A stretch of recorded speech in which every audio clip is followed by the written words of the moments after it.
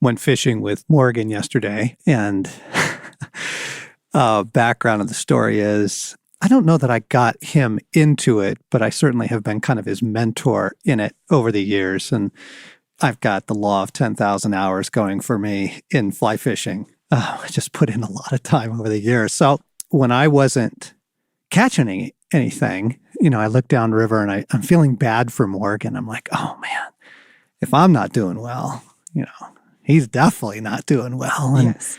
And we kind of hit that midway point where you come back together and connect and sit down at the truck and have lunch and figure out what you're going to do for the rest of the day. And I'm like, hey, so how's it going? Ready to share my stories of woe that not only did I not catch a fish, I didn't see a fish. I didn't scare a fish. I didn't, nothing. It was just barren on a frankly, a weekday that should have been pretty phenomenal. And he's like, oh, great.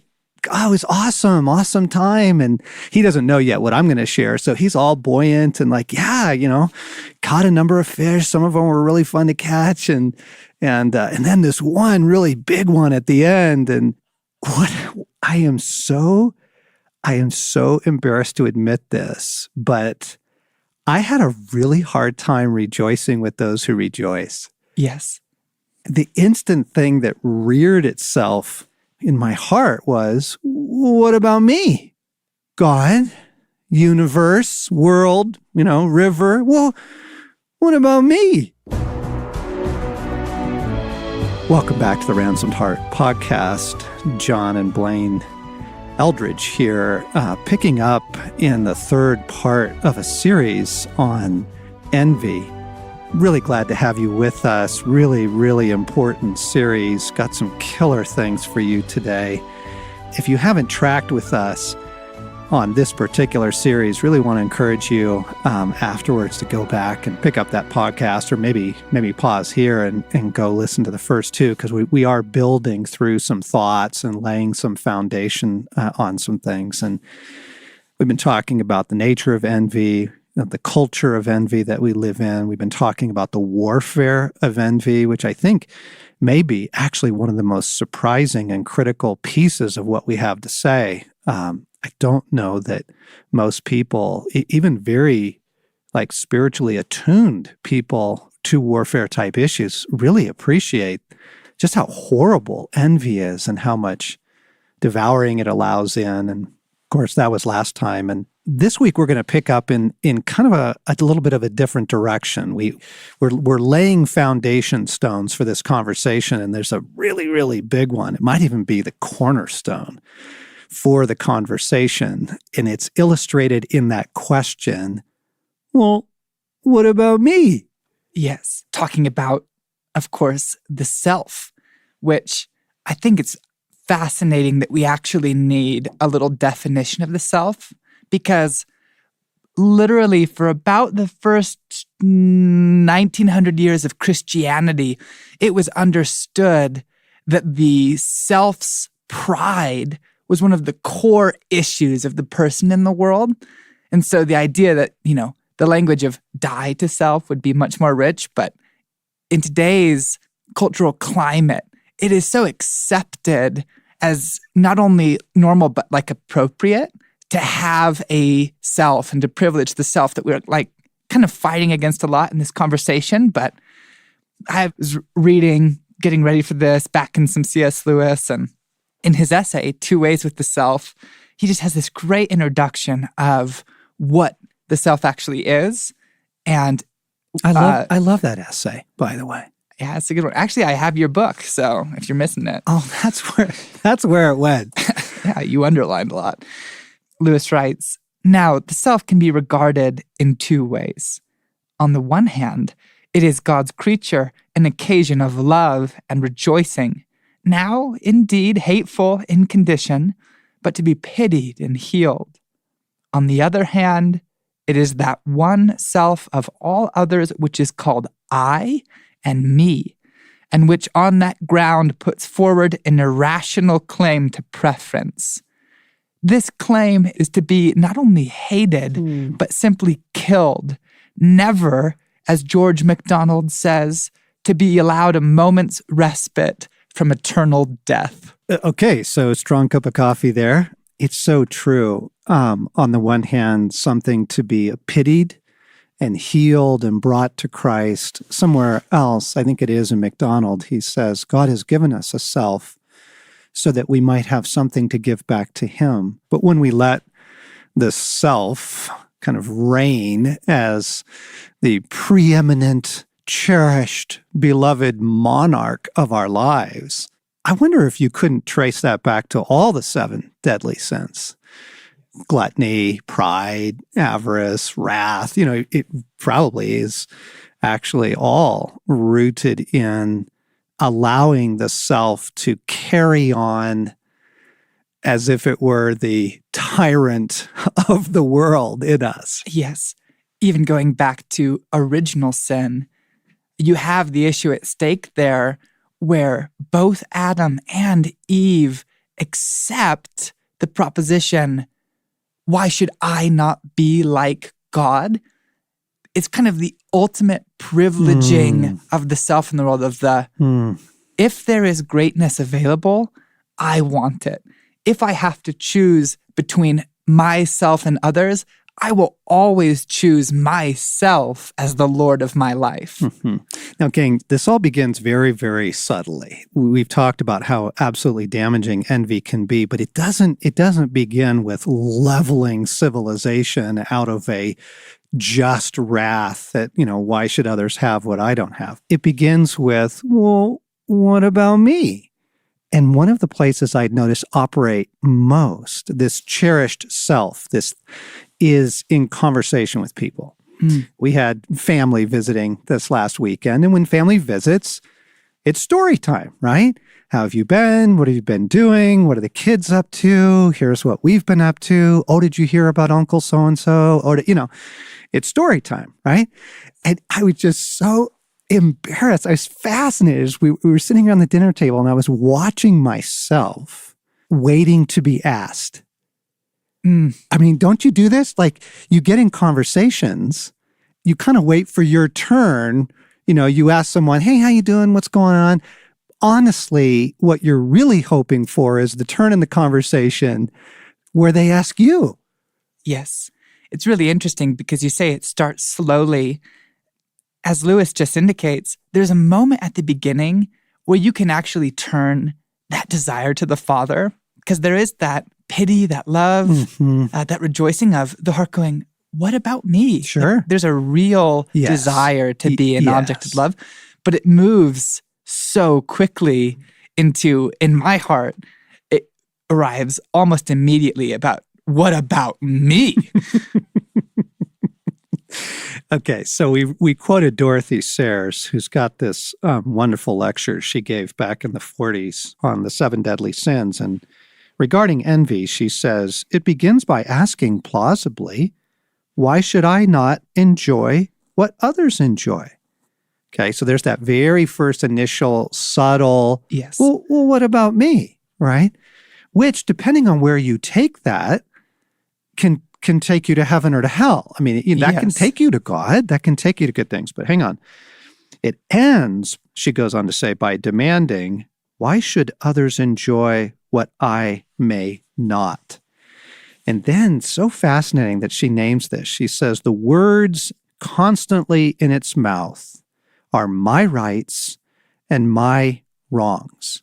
And so, gang, what we're trying to kind of clarify and unpack and lay out here in this part of the series is the offended self is the fertile soil of envy.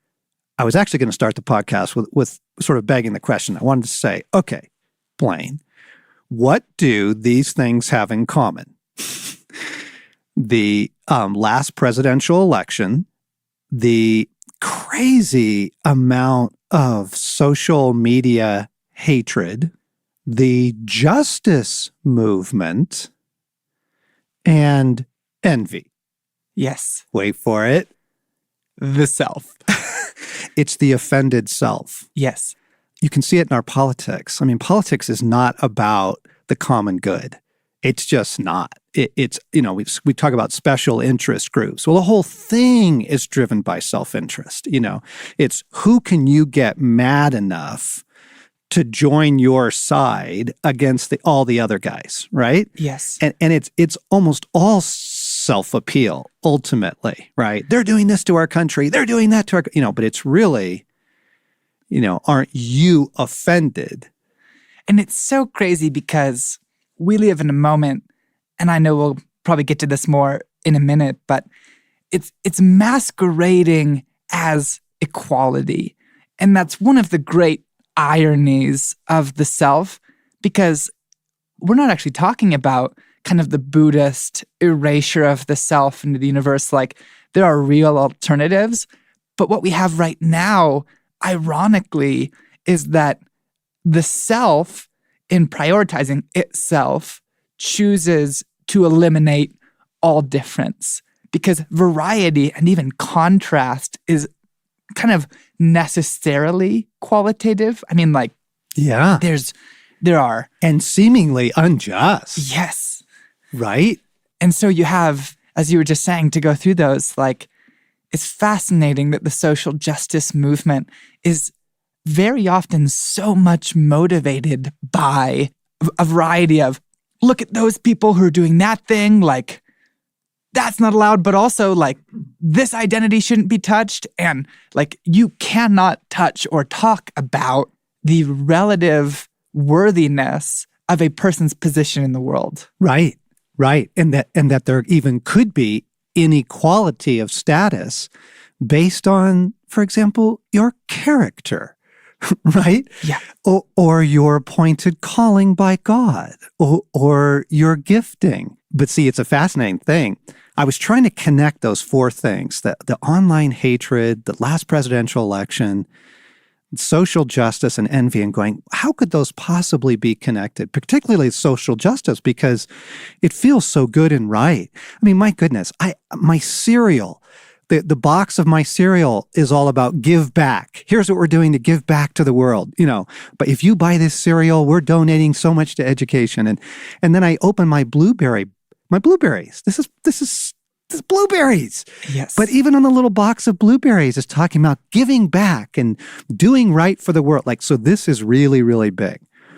But there is a dark underbelly to it. Mm-hmm. And part of it has to do with, we are so furious that justice is not being given to us, that when we see it taking place elsewhere in the world, like, we're ready to, rage and bring down that government and, Coney 2012 and, the Arab Spring and whatever it is, right? It's like, we're ready to bring down all despots. But frankly, don't you see that that's kind of fueled by this? And what about me? And if you need to prove it, if you need a test in your hand, just imagine going back to any of those movements and going like, that's worthwhile, but I don't personally feel like jumping in on the movement to change education. And the kind of irate rage at the fact that you would not be compelled into every single, in quotes, justice movement totally reveals that we're not actually being motivated by love or by restoration. Like, we're taking the self's counterfeit, which is equality, which is equalness, but, Yes. Picked up a book by a British social commentary and a guy who used to write for a number of American publications, Henry Fairley, published back in the 70s, entitled The 7 Deadly Sins Today. One of the things that Fairley does really well is talk about envy in its social implications. Okay.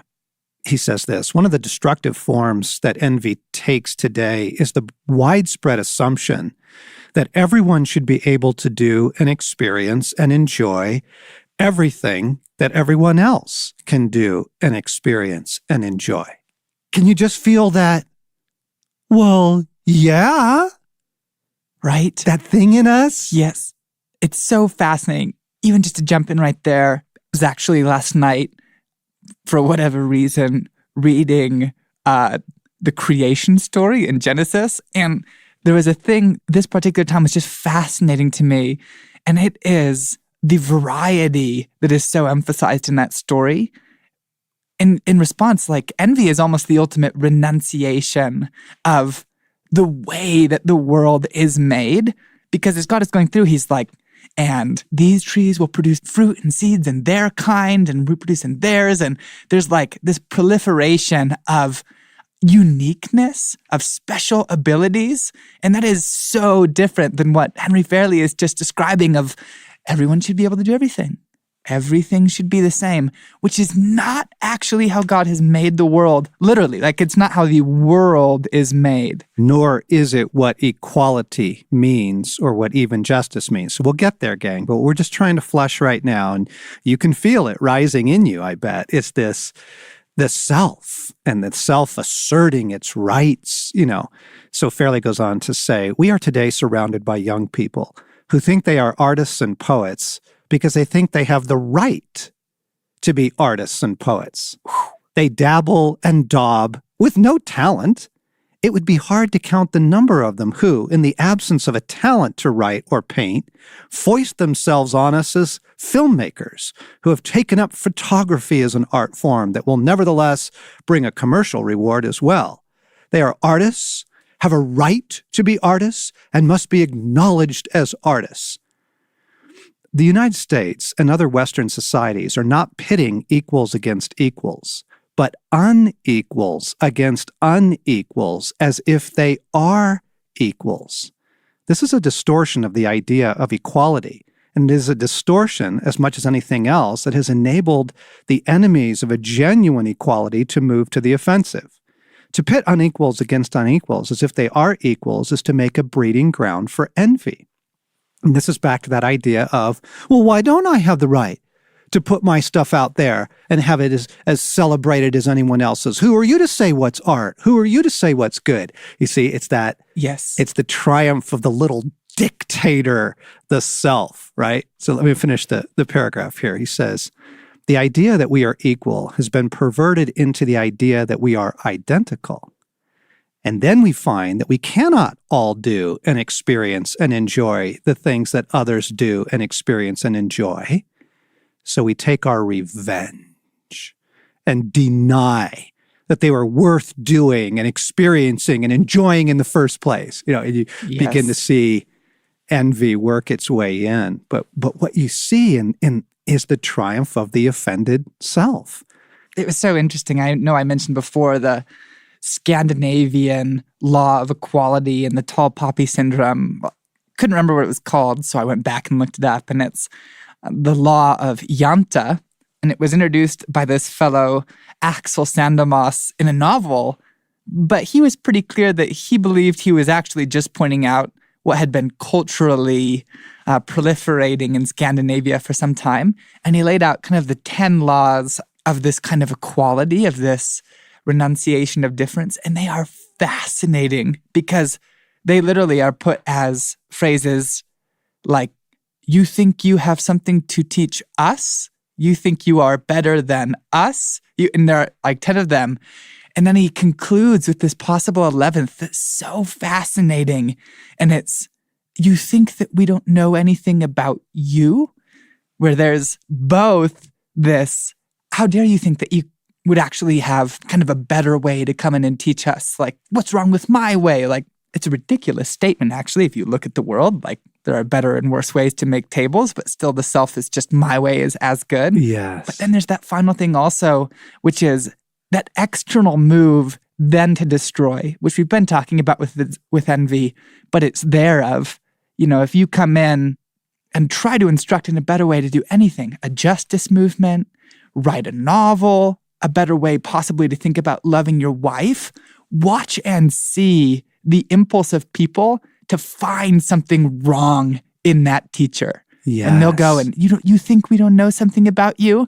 If your way is actually better, and we can't logically defend that we are as good a musician or as good a parent, we'll take the next best, which is just to say that person isn't actually a very good person to begin with.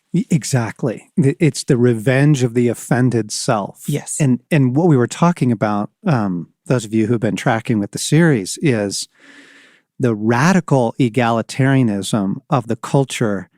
It is so utterly opposed to the gospel. And, you have the offense of the cross, right? To try and go out to the world today and say, you actually are a sinner and have no rights to claim before God, but in his love and mercy, he has sacrificed himself for you. It's so offensive to the little dictator self, right? And I was reading the end of Matthew last night. Jesus has been teaching on the kingdom.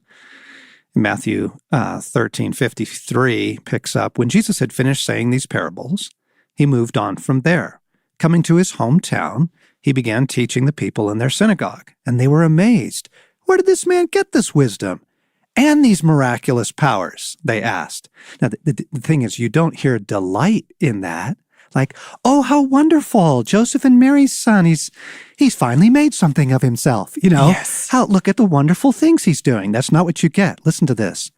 Isn't this the carpenter's son? His brothers, James, Joseph, Simon, and Judas? Isn't his mother's name Mary? Aren't all his sisters with us? Where did this man get all these things? And they took offense at him. Like, yikes, gang. Like, do you hear the offended self? Okay. And the reason that we're driving into this from, 7 different angles is because the offended self is the breeding ground for envy. I think the triumph of the offended self is how you could describe everything taking place in culture right now. Fascinating. Like the presidential elections, the justice movement, all of it. What we have now and what we celebrate and lift up. I mean, we're not talking about something that people are embarrassed by, right? My rights, my wrongs. How dare you? What about me? Like, we have actually exalted the offended self to the place of supremacy. And if you want to test that, go ahead and just go Google self quotes, just those 2 words, and see what comes up. It is equal parts appalling and nauseating because you know what you get. It's every variety of, you are wonderful, you are powerful, the you in the world is the irrevocable center of a destiny. And you're like, holy what? Yeah. Like, that's a crazy claim, and I don't think that's true. Yeah, not only untrue, but very dangerous. But of course, okay, so the other classic example would just be the victim mentality, right? I mean, everybody knows now that if you want to attain any sort of social status, if you want to secure any kind of public policy in your advantage, you have to present yourself as victim, right? We are the victimized what? The undereducated, we've been left out, we didn't get our portion of the pie. It's just astounding how many variations of the victim group we've been able to come up with in the world, because everyone's figured out that the victim has the moral high ground. And again, gang, we're not saying that we don't believe in justice. We're not saying that we don't believe in fair treatment and even equal opportunity. We do believe in those things. Yes. We just don't believe that God has equally distributed talent, for example. He hasn't equally distributed calling. Or made one kind of human being in endless repetition. Like, he's actually made artists and leaders, and the gifts of the people participating in a community are laid out over and over again in the New Testament as varieties of gifting. Yeah. And then you have the parable that Blaine brought up in our first podcast, a couple chapters later in Matthew 20, the parable of the workers in the vineyard. And I want to read this again for us because the gospel is so countercultural. It's so alarming in its ability to flush and surface the offended self, and its ability to address it. For the kingdom of heaven, Jesus said, is like a landowner who went out early in the morning to hire men to work in his vineyard. He agreed to pay them a denarius for the day and sent them to work. About the 3rd hour, he went out and saw others standing in the marketplace doing nothing. He told them, You also go and work in my vineyard, and I'll pay you whatever is right. So they went. He went out again about the 6th hour and the 9th hour and did the same thing. About the 11th hour, he went out and still found guys standing around. He asked them, "Why have you been standing here all day doing nothing?" And they said, "Because no one's hired us." And he said, "Well, go work in my vineyard." Okay, then the plot thickens, right? The tension grows. This is where the soundtrack would shift.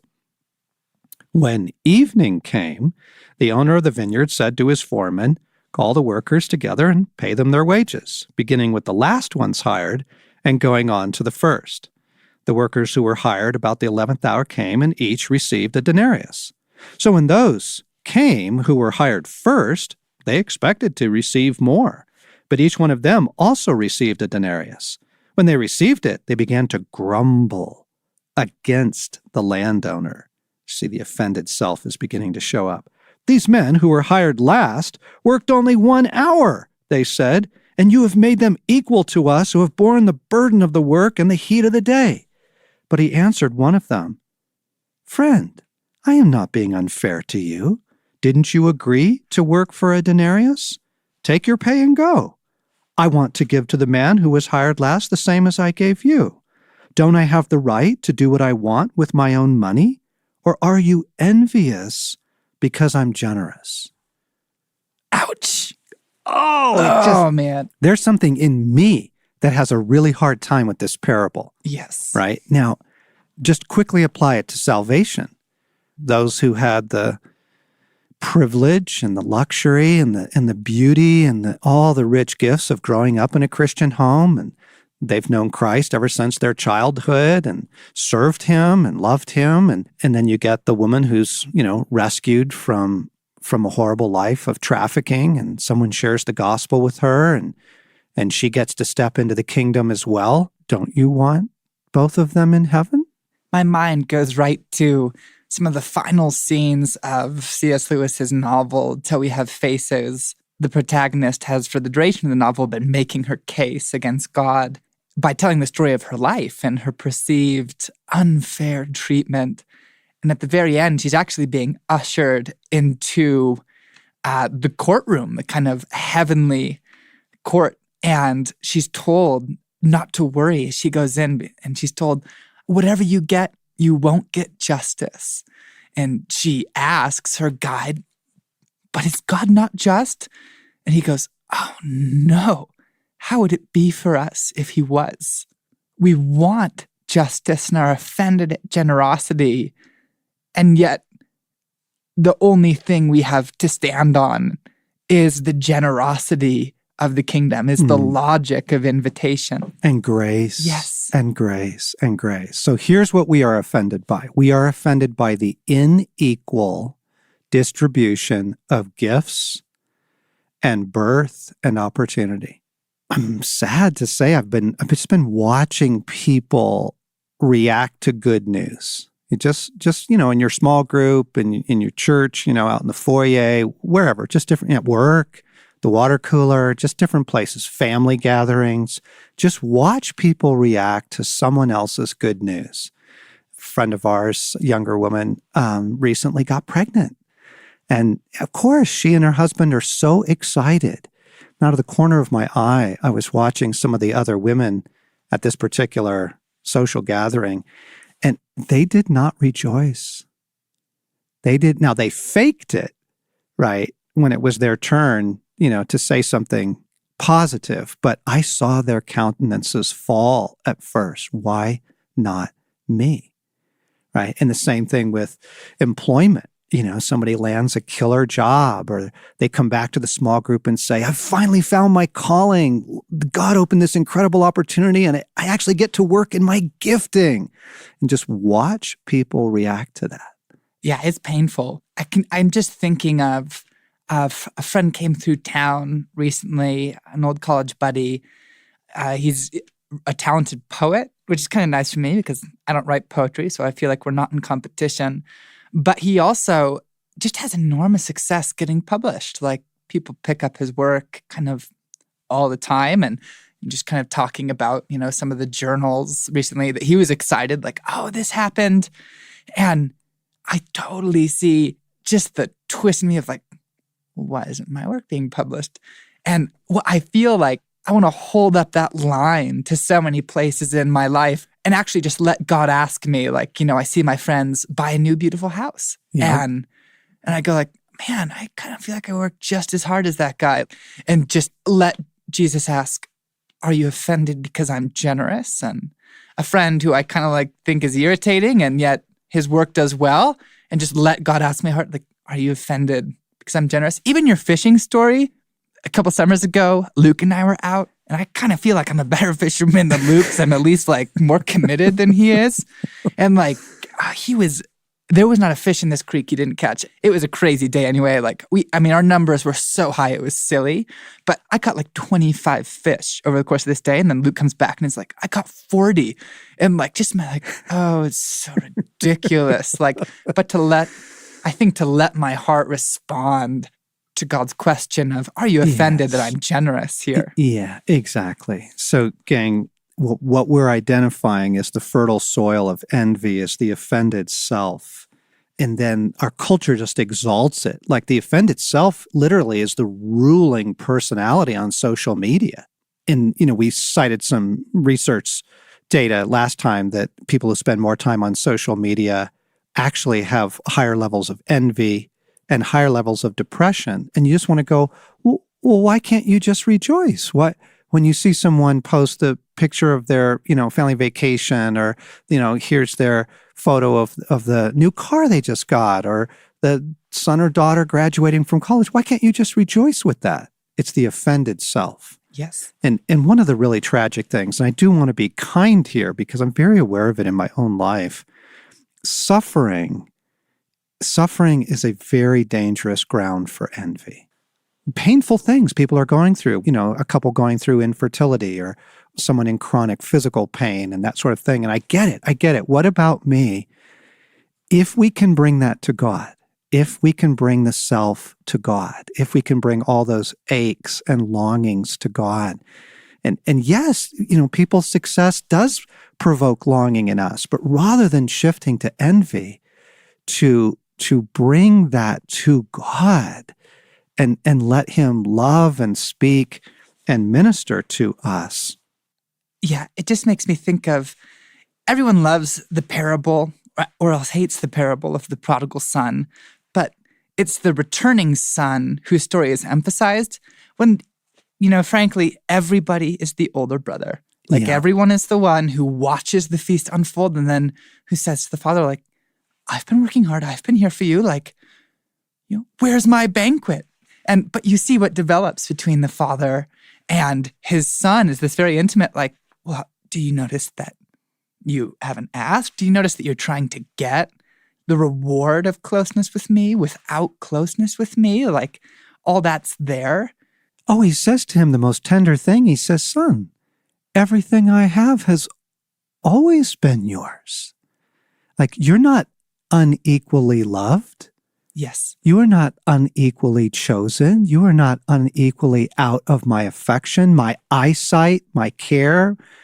The other thing I want to just emphasize in this conversation about the self is, like, we're actually not talking about as a solution, like a renunciation of the self. Exactly. Like, we're not talking about the dissolution of all selves into some kind of, celestial soup. But in another essay, this is just C.S. Lewis's day here at the podcast. It's not even an essay. It is a paragraph that he seems to have written in kind of an aside moment. It's called 3 Kinds of Men. And he goes, everyone in the world can basically be boiled down into one of 3 categories. The first, there are people who functionally seek their own pleasure, their own joy, and they will only seek the pleasure of another up until the point where it requires real sacrifice from them, at which point they won't. So even if they're helping others, they're functionally, type 1, seek their own pleasure. Type 2, he says that there are also people who acknowledge that there are some claims on their time. It might be the community, it might be the nation, it might be God, but, this is that neighbor I think everybody has who, like, keeps his lawn super clean and is, like, really duteous in certain areas. But if you were to ask him for a generous act, you'd just see, like, yes, he's he's acknowledging that there are certain areas where he has to act in a generous way. And then I just love this. He goes, the third kind of people, Lewis writes, have got rid of the tiresome business of adjusting the rival claims of self and God by the simple expedient of rejecting the claims of self altogether. The old egoistic will has been turned around, reconditioned, made into a new thing. Again, not talking about the elimination of the self, actually the kingdom of God has the restoration of the self into this both very alive and very obedient, and that's probably a whole other podcast, but there just is the hopeful thing out there of Jesus has a self, but he has a self that only does what he sees the Father doing and is generous and fun, and that is the alternative, not radical equality or dissolution. Yeah, or some sort of angry turning on the self. Yeah. To kill the self out of some sort of vengeance, even vengeance against God. Yeah. Right? So, gang, we're gonna pick this up next time. We've got so much more to cover here, including what do you do with the self. But what we wanted to point out in this episode was envy is so rampant in our culture today, so rampant in all social relationships, because our culture is exalting the offended self. It's not a source of shame. It's not a source of embarrassment. It's, you write back that company and you angrily demand this and you post this online and offense is like a right. Yes. Not a source of embarrassment in our culture. And one last thought, I was also struck by the English poet George Herbert says, to be in both worlds full is more than God was, who was hungry here. So referring to the life of Jesus, and foxes have, holes, but the Son of Man has no place to lay his head. He's saying, whoa, hang on, appetite, hang on, self. You actually don't get fullness in this life. You get gifts, you get grace, you get generosity, but to demand fullness will set you up for 1,000 horrible things, including envy of just, they have a house, why don't I have a house? They have a wife, why don't I have a wife? They have kids who love God, why don't I have kids who love God? And whoa, just hang on. Remember that riches beyond your wildest imagination are yours in the coming kingdom. And this life is actually not about everyone being full all the time. We have to pause there. So much more to say. You've been listening to the Ransomed Heart podcast with John and Blaine Eldredge, talking in a series on envy.